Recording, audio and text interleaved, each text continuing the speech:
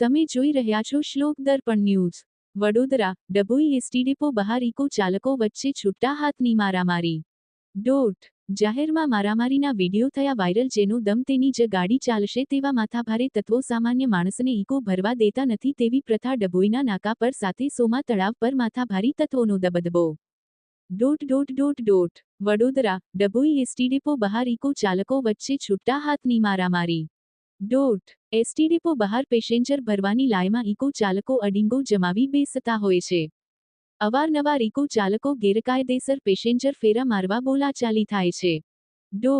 સોમા તળાવ 4 રસ્તા પર કોઈ દુર્ઘટના બનશે તેનો જવાબદાર કોણ? ટ્રાફિકના સંચાલકના ઉચ્ચ અધિકારીના સોમા તળાવ 4 રસ્તા પર ડુપ્લિકેટ વહીવટદારના ઉપર આશીર્વાદ. જેથી ઘણી વખત સમાચાર પ્રસારિત થતા પણ ભ્રષ્ટાચારી અધિકારીના આશીર્વાદ આલો ડુપ્લિકેટ વહીવટદાર હડીખમ છે. વડોદરા શહેરમાં સોમા તળાવ 4 રસ્તાથી પણ ભરાય છે આવી મારામારીને ઘણી વખત સોમા તળાવ 4 રસ્તા પર પણ થયેલ છે. ડભોઈમાં જે ખુલ્લા હાથની મારામારી થઈ હોય તેનો વિડીયો વાયરલ થયેલ હોય ત્યાં આગળ કયા ભ્રષ્ટાચારી ટ્રાફિક જમાદારને પોલીસ વહીવટદારનો આશીર્વાદ હોઈ શકે છે જેથી શહેરમાં અને ડભોઈના અંદર બેતરફી કોઈ નાને કે વહેવાર નીતિ ચાલતી છે તેવી પ્રજામાં પણ ચર્ચા ઘણી વખત ઉઠી ચૂકી છે.